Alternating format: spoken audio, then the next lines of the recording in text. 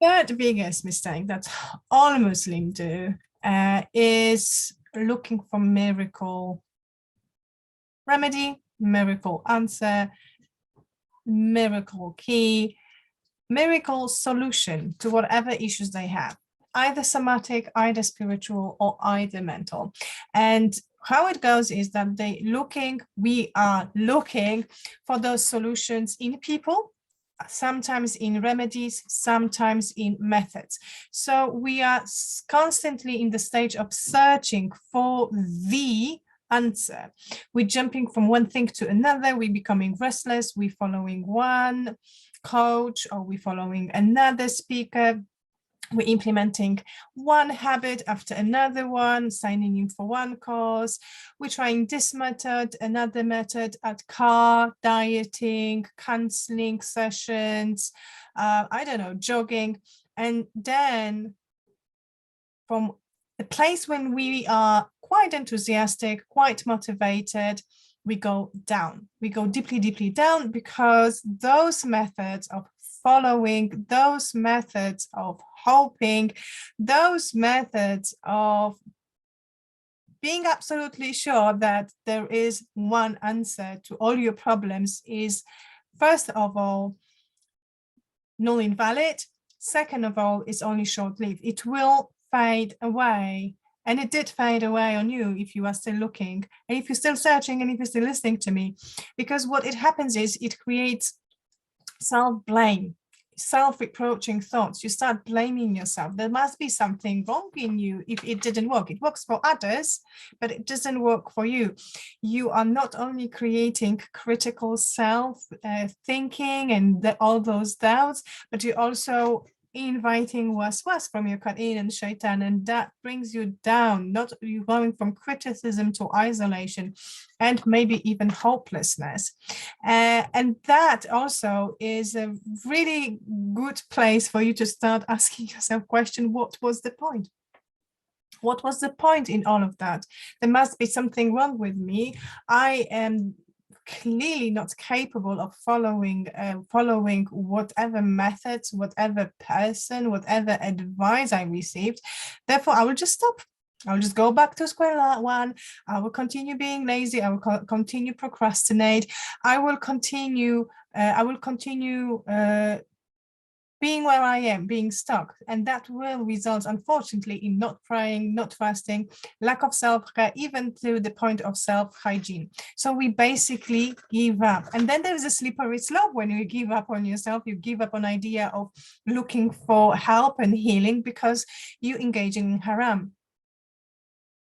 You are becoming spiritually unclean, or maybe even physically unclean.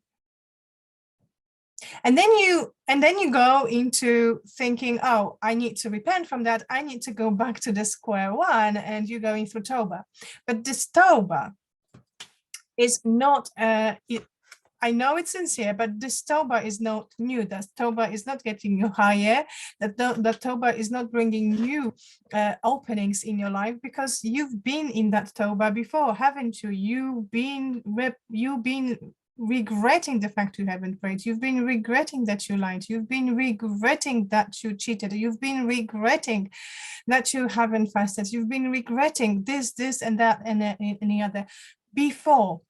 So even that Tawbah, as much as sincere it is, it's still disappointing, because you really deserve a different Tawbah. You really deserve discover in yourself a different aspect to work on. You really deserve to get closer to your God, to Allah subhanahu wa ta'ala, from a different perspective, not always same or simo.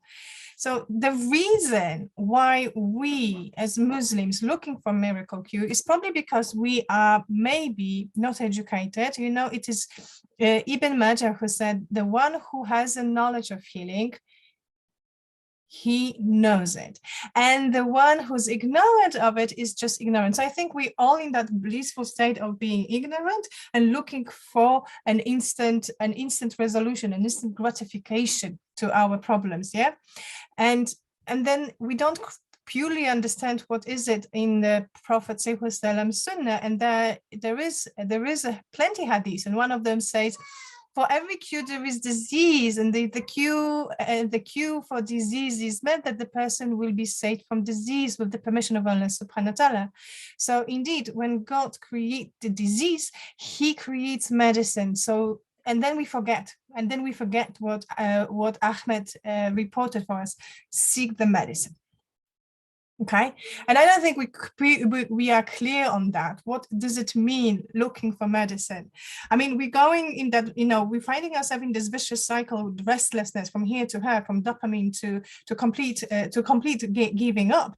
But we don't understand that it is always the case of Iman fluctuating, and it's always the case of our health fluctuating, be it mental, be it spiritual, be it physical.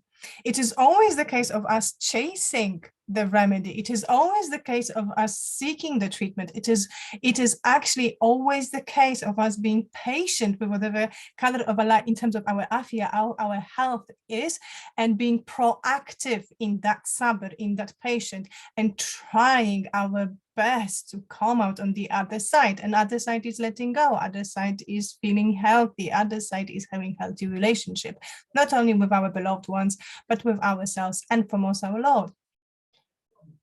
Yeah. So there is another beautiful hadith, which is the best of affairs is that which is balanced. So we know we not only we have to align our balance, our thinking to balance life, we also have to change our attitude to health. It's not the case I have it and that's it. It's not black and white. You have it and you don't have it, and you have to go back on the wagon. And then you be sure they will come off the wagon, and then you have to find another ways. Not a person, not a remedy, but another self-motivation to go back to your afia. And then the last hadith, which I hope will be influential: do you think that the medicine which we treated ourselves, like the ruqya, by which we seek healing, and the means of protection that we seek, change the decree of Allah subhanahu wa ta'ala? Someone asked Allah subhanahu wa ta'ala. So someone asked Prophet sallallahu alaihi wasallam, and the answer was, listen to this: they are all parts of the decree of Allah subhanahu wa ta'ala. So it's not a case of you suffering for no reason. It is all in the qadr of Allah subhanahu wa ta'ala. And it's not the case of you looking for an answer in someone or in something. It is a case of you being in constant journey of healing, and a constant journey of getting, and a constant journey of looking after yourself, which is afia. I hope that was helpful. Don't forget to sign to my program on my YouTube channel, AJS Therapy. You can study all this knowledge with me in my course, Islamically Inspired Therapeutics, and you can read more about it in my book, Islamically Inspired Self-Development. I'm looking forward to see you in next video. Bye now. Assalamu alaikum.